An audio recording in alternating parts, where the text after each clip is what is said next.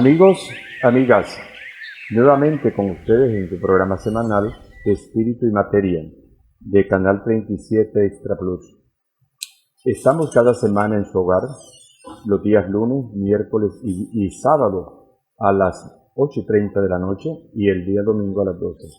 También les quiero recordar que pueden ver nuestro programa en mi página de YouTube. Solo ponen ustedes Francisco Picado, se suscriben mucho mejor y aprietan la campanilla para que tengan todos los programas que hemos ido produciendo, y también me lo han pedido a las personas que no pueden ver en los horarios que el canal los tiene. Les agradezco también sus reportes, como los recibo de vez en cuando, inclusive solicitando temas a tratar. Todos los vamos a ir complaciendo poco a poco. Vamos a tratar hoy un tema un poco lúgubre, vamos a decir, un poco que puede ser triste, pero también no puede serlo. Puede ser un programa más realista. Vamos a hablar de las enfermedades que se llaman terminales o enfermos terminales. ¿Eso qué quiere decir? Cuando la ciencia, por decir así, la ciencia hospitalaria, también la natural, llega a la conclusión que ya no hay nada que hacer por la persona, sino solo acompañarla al paso final. O sea, generalmente se habla de esto en los cánceres, se habla en las enfermedades que se llaman crónicas, que no retroceden, sino que avanzan, como puede ser problemas cardíacos, problemas renales, problemas hepáticos, pancreáticos, problemas inclusive de la mente. O sea, cuando ya llega un momento, como cuando yo pongo un ejemplo a los pacientes algunas veces, como cuando a uno le cortan la mano por alguna razón o a la pierna y no hay solución, no le va a renacer la pierna. Le pueden poner una prótesis, pero no va a tener la misma actividad que podría tener. Entonces, ¿qué nos queda? Ser un poco realistas, optimistas y muchas veces buscar un proceso de sanación que no pocas veces se dan. Y yo muchas veces pienso, perdonen mi falta de confianza, que ese proceso de sanación fue un error médico y no fue exactamente sanación como tal, ¿verdad? Aunque puede ser, pero muchas veces un mal diagnóstico y dice, me sané de tal manera, ¿verdad? Ya sea con un brujo, ya sea con un rezo, ya sea con un reiki o cualquier cosa, ¿verdad? Pero primero hay que descartar, me parece a mí, todo lo que es analizable y verificable para poder decir que eso puede ser que la persona esté superando, y yo creo que así es, pero las enfermedades terminales no siempre son tristes. Brevemente voy a contar el caso de mi hermana. Mi hermana vivió 100 años, la primera hija del primer matrimonio de mi papá. Y ella andaba a los 90, 95, caminando normal, se cruzaba la calle, comía y hacía todo normal y muy sana. Pero el hecho de tener tantos años se fue reduciendo el fenómeno biológico que se llama hematopoiesis, o sea, la reproducción de los glóbulos rojos en su tuétano, en su columna, en sus huesos. Y entonces eso le llevaba a una anemia que se llama perniciosa, que por más que le pongan, ya el cerebro no procesa. Entonces llegó un momento en que ella falleció, lo que se dice por inanición. Ya no pudo respirar y ahí se quedó. Pero yo estuve con ella un día antes, una tarde antes, y ella hablaba de todo, reconocía todo. Hasta le dijo a mi sobrina, sacale aquí el álbum que está debajo de la sábana que está ahí para que mire. Tenía la mente muy lúcida, como hablaste vos en un programa, y yo no sé decir si eso fue terminal o qué, ¿verdad? Pero hay diferentes tipos, no se sufre, ¿verdad? Algunas veces las personas adultos mayores dicen, yo no quiero llegar a viejo, porque no quiero depender de nadie, porque si no tienen que llevarme al baño, tienen que bañarme, tienen que hacer todo, yo mejor me quiero morir antes. No le tiene tanto temor al fallecer, sino al camino hacia fallecer. Entonces las enfermedades terminales, ya los médicos y los psicólogos, inclusive sociólogos, han hecho como un esquema del proceso que se da, y de eso queremos hablar hoy. no tanto de la parte médica, porque como dije, cuando se llega a ese punto, los médicos le dicen a las personas, llévelo a su casa, y ya no hay nada que hacer. Conste que yo he tenido 3 pacientes que les han dicho eso, y han vivido muchos años después, ¿verdad? Entonces, por eso digo que puede ser o un mal diagnóstico o una mala operación, pero me acuerdo que tuve un viejito aquí, cerca de la clínica, que tenía problemas de próstata. Entonces ese señor, llegaron a decirme que si lo podía llegar a ver, yo no voy a ver a la gente a las casas porque me sale enredado, pero como era cerca fui, lo vi al viejito y dicen, lo mandaron del hospital que alistáramos todo porque se va a morir. Entonces el señor yo lo vi y entonces lo traté, le dejé un tratamiento, porque fue un fin de semana, vine el lunes, fui a ver, estaba mejor, no podía orinar, ya orinó, y el viejito me decía, fíjese, me dice que yo solo orino sentado. Y yo pensé, bueno, no tiene fuerza para orinar, me orino todo, dijo también. Y el viejito quería que yo lo revisara, pues lo tuve que revisar.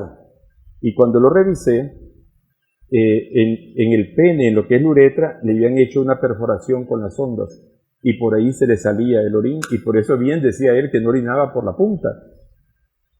Entonces se le hicieron unas puntadas, se le hizo su asepsia y todo, y la cosa es que le di tratamiento. Al mes el viejito estaba bien, no se murió, pasaron 4 años o más para que se muriera de otra cosa.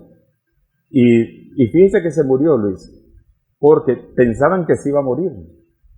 Y un sobrino le robó la escritura a la casa. Cuando ya estaba bien, él buscó la escritura y al darse cuenta de que no estaba y lo que había pasado, le dio un infarto. O sea que no murió de lo que le dijeron en el hospital, murió de un infarto. Es un caso así. Pero bien, disculpen que estamos en la presentación y me quise desviar a ese caso de las enfermedades terminales o de las que no son terminales y están equivocadamente dichas terminales. Para tocar este tema me acompaña Luis Valles, el cual le voy a pedir que se presente y que comience el tema, Luis. Bueno, pues muchas gracias por la invitación. Siempre es un gusto poder venir aquí a compartir ciencia para la gente, ciencia y salud. Bueno, mi nombre es Luis Vallés, yo trabajo en el Centro Naturista Nutrime, que está presente todos los fines de semana en el Parque Nacional de Ferias, brindo guía científica personalizada para mejorar su salud. Ofrecemos terapias energéticas naturales, alimentos que son medicinas, que son alimentos, como estrategia principal de sanación. Bueno, el tema este de las enfermedades terminales, pues para mí es un tema que tiene mucho que ver con lo que son las enfermedades crónicas, porque los enfermos terminales normalmente acaban siendo terminales producto de que han padecido una enfermedad crónica. Entonces ahí tenemos varios tipos de enfermedades crónicas, sobre todo, por ejemplo, el cáncer, las enfermedades circulatorias y las enfermedades de degeneración del cerebro, de daños cerebrales nerviosos. La primera causa de muerte pues son los infartos cerebrales, los derrames, problemas circulatorios. Y estos problemas circulatorios pues pueden prevenirse de una forma muy efectiva, bueno, además de ejercicio físico, conexión a tierra, tomando el sol por la vitamina D, tomando suficiente cantidad de vitamina C. Somos de las pocas especies que no podemos producir nuestra propia vitamina C. Cualquier perro, gato, tortuga, ave, ballenas, delfines producen su vitamina C. Nosotros no podemos producir vitamina C, la tenemos que ingerir. Como no ingerimos suficiente, nuestro sistema circulatorio se daña y el mecanismo de defensa para que la especie no se haya extinguido ha sido que cada vez que se rompe una arteria se va tapando con placas de ateroma. Colesterol mal o bien puesto que sella y se van poniendo capas y capas y capas y se va sellando. Llega un momento en que por algún motivo tenemos un susto, tenemos una mala noticia, como la que comentaba antes el doctor Picado, de una traición familiar, de un problema laboral, de un problema de lo que sea, se sube la presión, hay un desprendimiento de las placas, hay un sellado, hay un infarto y sobreviene una muerte, ¿no? Esto es un problema terminal ipso facto, pero el cáncer se produce sobre todo porque tenemos una alimentación inadecuada, las mitocondrias no se vuelven locas porque no están habituadas a tener que procesar constantemente azúcares que producen muchas especies reactivas de oxígeno que nos vuelven el medio intracelular y el medio extracelular muy ácido. Las mitocondrias dejan de funcionar, las células se ven obligadas a producir energía a partir de glucosa fermentada en el citoplasma, se dañan las células para sobrevivir se vuelven cancerosas y allí empiezan los cánceres. Producto de que la mayor parte de la población, por recomendaciones nutricionales extremadamente equivocadas, pasan consumiendo excesos de hidratos de carbono 6 veces o 7 veces al día, prácticamente pasan las 16 horas que pueden pasar despiertos ingiriendo alimentos. Lo último que hacen antes de irse a dormir es comer y lo primero que hacen al levantarse es comer. Pasan como máximo 7 o 8 horas sin comer y no hay práctica de ayuno intermitente, que es algo que puede ayudar enormemente a prevenir el cáncer, sobre todo cuando nuestra alimentación, nuestra energía, por lo menos el 30%, hasta un 30% de nuestra fuente de energía pueden ser grasas saludables. El aceite de coco, la chía, la linaza, la manteca de cerdo, que se considera un alimento extremadamente saludable, bueno, pues el aceite de coco, las carnes grasosas, pues esos son alimentos, siempre que sean alimentadas con pastura. Eso ayuda a prevenir el cáncer, igual que tomar el sol y la conexión a tierra. Tomando el sol tenemos suficiente vitamina C y eso ayuda a prevenir el cáncer. Y ya no tenemos que llegar a ese punto de de tener un cáncer que normalmente es tratado de forma desastrosa porque se siguen usando métodos muy primitivos de sanación, que no son de sanación, sino que más bien a veces, casi siempre, han sido y siguen siendo cancerígenos. Por ejemplo, las quimioterapias, hasta no hace mucho, y ahora pues muchas de ellas todavía siguen siendo, pues son cancerígenas, ya las más modernas cada vez menos, pero todavía. Las cirugías pues a veces producen metástasis, producen un desparramamiento de los tumores por todo el cuerpo, y la radioterapia, las radiaciones, pues acaban dañando también las células sanas y convirtiéndolas a veces en células cancerosas. Entonces, si tiene un cáncer, pues hay formas de revertirlo, hay formas de sanarlo, pero siempre que no haya comenzado a recibir quimios, radios o cirugías. Sí, sobre este aspecto de las enfermedades las clasificamos de la siguiente manera. Enfermedades leves, que puede ser, por ejemplo, una gripe o un pequeño accidente, 15 días, y ya no se repite, esa es una enfermedad leve. Después tenemos enfermedades graves, que puede tardar 3 meses, 6 meses, o una cirugía o cualquier cosa de ese tipo. Después tenemos las crónicas, que es cuando ya anualmente ya la persona convive con ella, como se dice, y que se maneja con tratamientos. Por supuesto que se podría manejar de otra manera, pero la persona se habitúa. Por ejemplo, la presión arterial, la diabetes, se le llama en medicina alopática crónica, porque mientras esté tomando la cosa, ¿verdad? Podrían haber otras alternativas, como estabas hablando y nosotros las conocemos. Y después están las enfermedades terminales. Las enfermedades terminales, como dijimos antes, son aquellas que ya la medicina en general no tiene una solución, que ya pasó el umbral de lo recuperable y quizás muchas veces tiene estas mutaciones o un avance degenerativo a órganos, etcétera, ¿verdad? Como una insuficiencia renal, un problema hepático, etcétera. Entonces, eso más o menos ahí están clasificadas. Pero a mí me gustaría, desde el punto de vista ahora del paciente, que está en esas circunstancias, cuáles son los procesos. Uno de los procesos que se da es que la persona no cree que está en una situación... Lo niega. Sí, lo niega, la negación. Yo recuerdo un paciente que llegó una vez y me dijo, era un hombre joven, y me dijo, ¿cómo es posible? Yo no creo en Dios, me dijo, porque ¿cómo es posible que mi madre, que ha sido una mujer santa, sacrificada, y ponderó a la mamá, está muriendo de una manera tan cruel y ese bolo de la espina sigue viviendo, ¿no? ¿Verdad? Una comparación ahí un poco rara, o como a la gente mala no le pasa nada y a gente buena le pasa. Eso es parte del razonamiento de la negación, ¿verdad? Porque se sobrevalora la persona y no reconoce que somos frágiles. Y entonces esa primera, o también no llega a la aceptación, pero esa aceptación viene porque no tiene una manera quizá de razón comprensible, ¿verdad? Que somos como las plantas, que nacemos, crecemos, reproducimos y morimos. Entonces, el proceso, ayudarle a las personas a esa dilema, ¿verdad? De si la persona va a negarlo. Va a pasar un momento en que, inclusive dice, yo he tenido personas que dicen, llévenme de un brujo.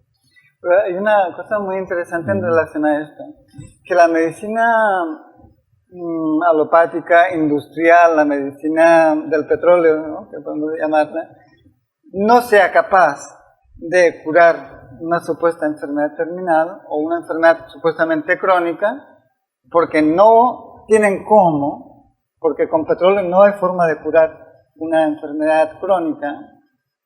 Hay métodos naturales que sanan, sí, ¿no? Pero la medicina esta no puede. Entonces le dicen, entonces, creo que si a usted le dicen que tiene una enfermedad crónica, podemos buscar soluciones, ¿verdad?, para esa enfermedad y que usted sane. O sea, no se deje aterrorizar, no se deje atemorizar.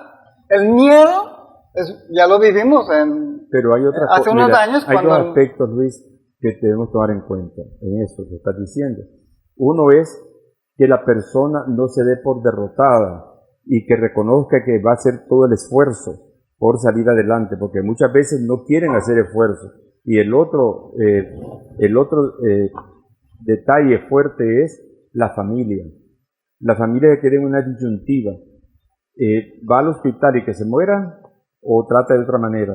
Entonces esa disyuntiva, pues sí, hace a las personas dudar, sí, y por eso incluso amenazan a las personas que le dicen que busque una vía natural. A mí me ha pasado con pacientes con un cáncer de próstata que ya iban para Estados Unidos a gastarse $50,000 y con un programa de asesoría pues se logró curar. Ahí está el hombre sano y salvo, pero en ese proceso de sanación natural, los familiares que viven en Estados Unidos, exacto, le amenazaron a la esposa de la persona, diciendo, mira, si le pasa algo a mi papá, vos vas a ser la responsable. Porque de esa manera, la única manera de curarse es con estas terapias, con radioterapia, quimioterapia, con una cirugía que lo hubiera dejado saber cómo. Hay formas, incluso hay una cosa importantísima, me parece a mí, la parte psicológica. Claro, si un médico de estos alópatas, insensible, formado con los Nintendos y ya despersonalizado, ¿no?, frío, le dice a una persona, mire, usted tiene esto, y esto, la computadora dice que por todos los síntomas que usted tiene, es que le quedan tantos meses de vida. Y usted se cree eso, pues tenga por seguro que eso va a pasar. Porque el cerebro es muy poderoso. En China, un momentito, en China, los médicos tenían permitido, no sé si seguirá siendo permitido, mentirles a los pacientes. Aunque vean que algo es grave, y a lo mejor hasta puede ser que no tenga cura, o lo que sea, pero no se le dice al paciente que no tiene cura. Porque siempre puede ser que el cerebro, que es muy poderoso, busque soluciones y hay que darle esperanza. Es decir, bueno, esto seguramente vamos a curarlo. Vamos a ir a un video para recrear un poco más este tema y continuamos después. Estudio corre video. ¿Qué son los cuidados paliativos?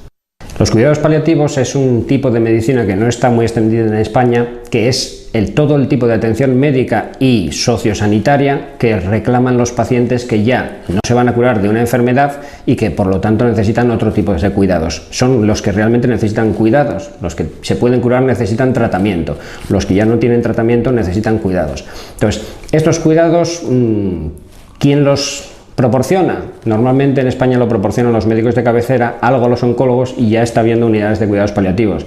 La filosofía es que con los tratamientos curativos de la medicina curativa se tiende a alargar la vida. En este caso ya la vida no se alarga, sino que lo que hay que hacer es ensancharla, mejorar esa calidad de vida. Entonces en la medicina tendríamos 3 niveles. Empezaríamos previniendo, la medicina preventiva. Intentaríamos curar cuando la enfermedad ya está presente, la medicina curativa, que es el 99% de la medicina, y luego, cuando ya no podemos curar, hay que cuidar, la medicina paliativa. Aunque pueda parecer una pregunta muy obvia, ¿quiénes son los destinatarios de estos cuidados? Porque no solo es el paciente, ¿verdad? Hombre, el destinatario principal es el paciente que ya es incurable, es decir, que no tiene posibilidades de curarse de la enfermedad que le aqueja. También el destinatario es la familia, porque en los cuidados paliativos la familia está cuidando a un paciente que realmente se va a morir. Eso desde el punto de vista psicológico es una situación muy estresante y además al no ser candidato ya a tratamientos médicos, la familia no sabe qué cuidados les puede dar. La familia se obsesiona con un cierto tipo de cuidados como puede ser que coma siempre que coma, que beba, que se levante, que no se levante. Entonces en todo este tipo de atención hay que adiestrarles mucho, porque si no se les adiestra la familia va a tener una cantidad de ansiedad importante y eso les va a hacer ser peores cuidadores. ¿Qué características debe poseer el enfermo oncológico para poder recibir estos cuidados?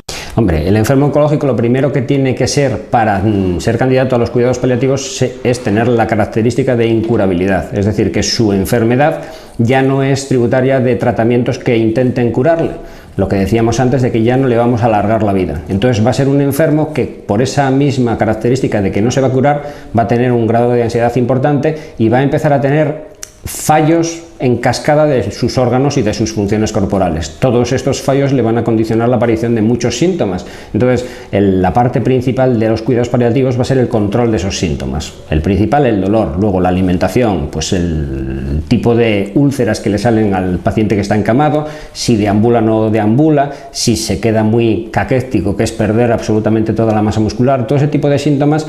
¿Qué van a hacer? Nosotros, si los tratamos, vamos a aumentar su calidad de vida. No le vamos a curar más, pero por lo menos le vamos a permitir que esos momentos finales de su vida los viva mucho mejor. Y con respecto a la familia, ¿qué le aportan estos cuidados paliativos a la familia? Como decíamos antes, la familia realmente es la encargada principal de los cuidados al enfermo. Entonces, son unos cuidados que no saben ni cuáles son ni cómo hacerlos. Toda la información que le demos a la familia le liberará de la ansiedad de no saber cómo le está cuidando. Y aparte hay una característica principal que al ser el cuidador de la familia de un familiar al que quieres, si le cuidas bien, en el momento en el que el familiar fallezca, que acabará falleciendo, tú te quedas con la sensación de decir, lo he hecho todo. No hay una cosa peor para una familia de un paciente terminal, de un paciente que se va a morir, que la sensación de decir, una vez que se ha muerto es, hice todo lo que podía haber hecho, podía haber hecho más. Hice todo de la mejor manera que podía haberlo hecho. Esa es la parte de asesoramiento a las familias que tienen los cuidados paliativos, además de formar al cuidador principal, que es el que realmente es nuestro brazo armado en el domicilio. Entonces, una vez que fallezca desgraciadamente el enfermo, ¿cómo seguirían esos cuidados? Hombre, la gente confunde y dice, una vez que fallezca el enfermo ya los cuidados terminan. No, porque una vez que fallece el enfermo entramos en lo que se llama la fase del duelo, que viene del latín dolus, que es el dolor. Es el dolor de los familiares que se han quedado y es el dolor de la pérdida. Entonces, tendremos que ayudarles también a enfocar esta pérdida. ¿Por qué? Porque si no van a hacer lo que se llama un duelo patológico, es decir, no van a superar la pérdida de ese familiar. La primera cosa que podemos hacer es intentar que se sientan útiles mientras el paciente está vivo y luego acompañarles con mucho refuerzo psicológico para que lleven mucho mejor esta pérdida, de tal manera que una vez que nosotros acabemos los cuidados 3, 4, 6 meses después del fallecimiento, la unidad familiar se haya reintegrado y ya no haya problemas que estén sin solución. Amigos, estoy muy contento de que ustedes estén visualizando cosas que nosotros también estamos ahora diciendo. Miren, hay 2 tipos al menos de medicina. Cada quien es responsable a la cual quiere ir. O sea, si usted va a un hospital y va a ser tratado por un especialista, usted mismo está caminando donde el especialista. Y lo lógico es que usted siga las orientaciones que le da. Si tiene la oportunidad de hacer otro tipo de consulta, ya sea por la vía alternativa, pues también, o como modernamente se hace ahora, combinándolas en lo que se llama la medicina integrativa. Un médico de experiencia y un médico joven tienen que trabajar conforme a sus principios y sus enseñanzas. Depende de nosotros si vamos a llevar esa orientación o no. Eso quería decirlo en el sentido de que yo decía antes en la intervención que qué cuesta con los pacientes, vos lo decías con la familia, que se reorienten en las cosas. Y yo he tenido pues también bastantes casos interesantes y eso, pero quería hablar del otro aspecto, que es cuando ya la persona niega y ya está negando, llega una cosa que se llama la negociación, que es lo que estamos hablando. Bueno, voy a hacer lo que dicen, ¿verdad? Ya sea que sea en un hospital especializado o con un especialista, o que me van a llevar donde un médico natural o un acupuntor o lo que sea para tratar de mejorar. Yo recuerdo una persona que vino una vez y era primera vez, yo no la conocía, y entonces llegó con el esposo, le hago el análisis bioenergético y encuentro que tiene posiblemente un cáncer en el útero. Pero yo no le voy a decir usted tiene cáncer en el útero. Le dije, mire, creo que tiene un problemita en el área reproductora. Le voy a pedir que se haga unos exámenes de imágenes. Y la señora, que era carácter fuerte, no hace falta, me dice, aquí traigo todos los exámenes. Yo tengo un cáncer en el útero. Había ido a un hospital reconocido acá. Entonces le digo, bueno, si usted está yendo a ese hospital, lo más claro es que siga en ese hospital. Entonces, porque tiene familiaridad con el hospital. Y entonces, no, me dice, yo quiero que usted me cure. Y le digo, bueno, entonces le referí a la doctora Hillary, que le debes conocer. Ella tiene el método del doctor Hammer. Y me dice, no, es que usted me dijeron que usted es bueno y que usted... Bueno, vamos a hacer lo posible 3 meses. Si en 3 meses usted no se hace el análisis, entonces la señora estuvo fiel a todo y venía de fuera de Managua, fiel a todo. Cuando llegó, ya hicimos la evaluación, dice, fíjese, eres evangélica, fíjese que los hermanos me dicen que me ven diferente. La cosa es, para hacer largo el caso, que a los 8 meses fue otra vez a la cita y le dijeron, no hay necesidad de operar ni nada, usted está bien, ¿verdad? Y si me pregunta qué hice y todo, yo no le hice explicar mucho, ¿verdad? Pero la señora se curó. Después vino como a los 2 años. Yo le dije, tiene que venir cada mes para darle seguimiento, pero dejó de venir. Como a los 2 años o 3, le dieron una mala noticia. Otra vez vino, le dije, no creo que... Pero hágase el examen, era una falsa alarma, tenía una vaginitis, pero ya parecía que tenía otra cosa. Bueno, entonces así pasa muchas veces, pero uno tiene que dejar a que la persona muchas veces ya está decidida, acepta y toma su decisión, y tenemos que atenernos a eso. Otra cosa es, Luis, no sé si tenés experiencia, cuando las personas entran en depresión. Me voy a morir, no voy a ver ya a mis nietos. ¿Cuánto podemos hacer con la persona cuando entra en negatividad y depresión y llorar y no querer dejarse ver a los seres queridos, no quiere que la vean sufriendo? Ese es otro detalle, sobre todo en personas de la tercera edad, que siempre están acostumbrados a que las vean arreglarse, mujer arreglada, pintada y todo, y cuando las van a ver allí mal, no quieren, a lo sumo el médico, y también lo he visto en varones. Hubo un amigo que se murió de próstata precisamente, y me dice la esposa, mire, solo a usted, pero estamos a nivel de amigos, no tanto de médico, y me dice, solo a usted dice que lo quiere ver. Ya, la vez murió. Y le digo, ¿y eso? Y era muy conocido, no quiere, él quiere manejar ante sus amigos la imagen que tenía antes, no la imagen ahora como está. ¿Qué recomendás cuando esa depresión es más fuerte que el deseo de vivir? Bueno, la parte emocional es una parte clave. Entonces hay varias terapias que pueden llevarse a cabo. La asesoría psicológica pues es muy importante. Y hay técnicas como las técnicas de libertad emocional que pueden aplicarse, que son muy efectivas. Y también hay terapias de relajación, de hipnosis profunda, si el paciente quiere sobreponerse, ¿no? Y después hay cosas que el paciente puede hacer para mejorar sus condiciones de vida. Sobre todo cuando se le pueden dar esperanzas, porque, claro, si sigue con las terapias convencionales, pues a lo mejor no, pero cambiando, o sea, es de locos, alguien decía que es de locos seguir haciendo lo mismo y esperar resultados diferentes. Entonces, si ve que aplicando lo que le están diciendo, pues va empeorando, pues trate de buscar otras alternativas que le den solución al problema que está teniendo. Porque puede ser que no sea tan irreversible y no sea tan terminal. No, ese desahucio, porque ya nos han pasado muchos casos, a usted y a mí, de gente desahuciada, que después viven muchos años, ¿no? O sea, no tiene... Miren, les voy a poner un ejemplo. Ustedes pueden ir, si tienen una pecera con pececitos, si tiene el agua sucia y no está el burbujeador funcionando, el pececito pues está ahí boqueando, es el enfermo terminal, ¿verdad? ¿Cómo curamos al enfermo terminal? Bueno, pues le cambiamos el agua, le ponemos el burbujeador y el pececito terminal vuelve a nadar, no se muere.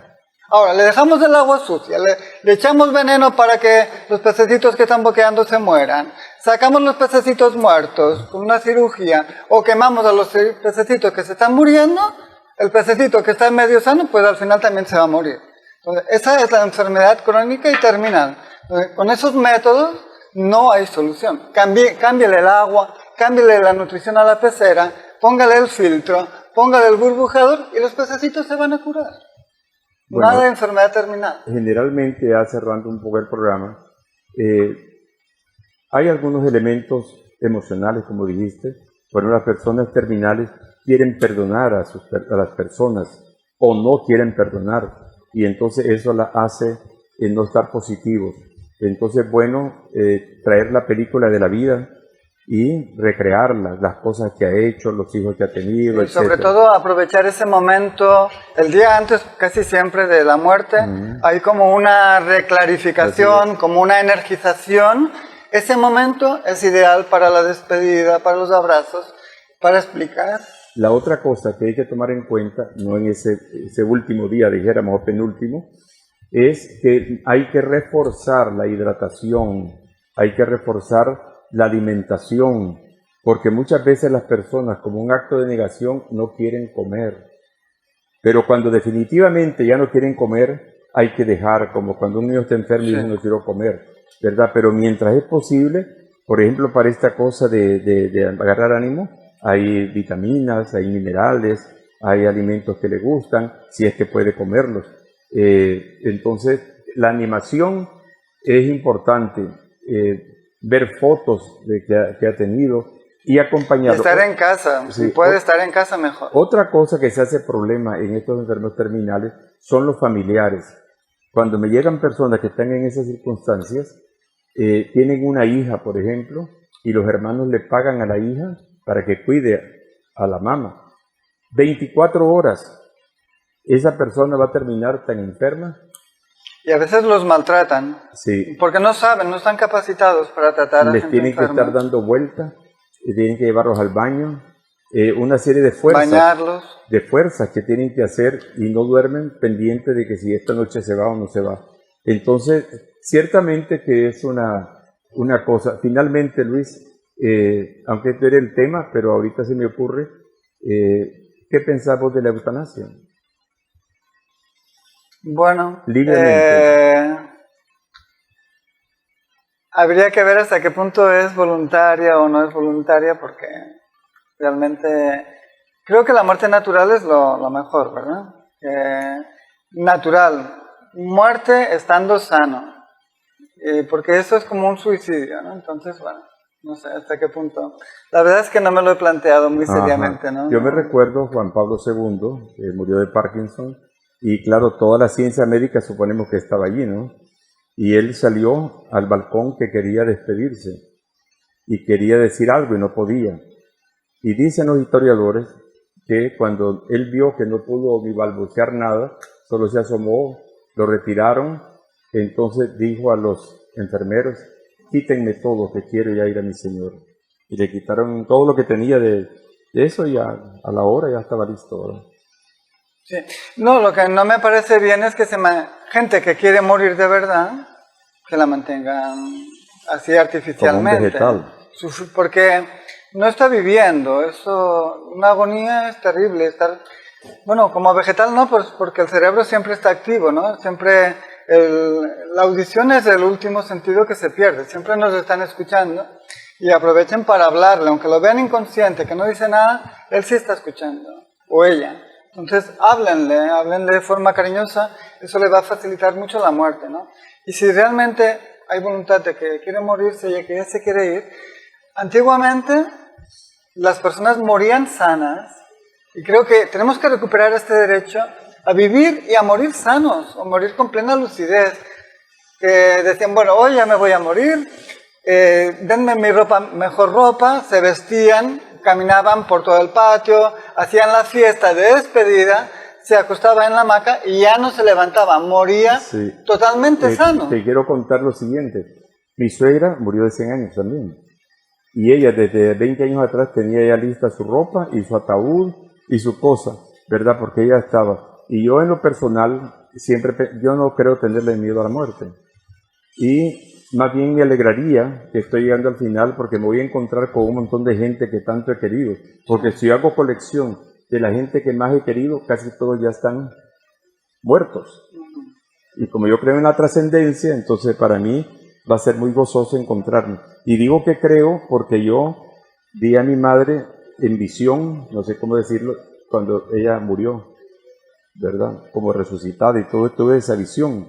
Entonces yo sí pienso que están en otro plano. Que tenemos otro plano, ¿verdad? Sí. Bueno, amigos, este es un tema así un poco triste, pero también esperanzador, porque al fin y al cabo es parte de la vida. Así como el niño no quiere salir del útero porque ahí se encuentra bien calientito con la mamá, así nosotros aquí en este huevo de este mundo no queremos salir de él, pero tenemos que salir. Soy Francisco Picado de la Clínica de Terapias Naturales y Spa. Los espero para tratarlos. Nuestra dirección es de los semáforos del Colonial, 2 cuadras con 15 varas al sur. Luis, por favor, despídanos. Bueno, muchas gracias por tenernos en su casa. Que tu alimento sea tu medicina. Y tu medicina, tu alimento. Hasta pronto.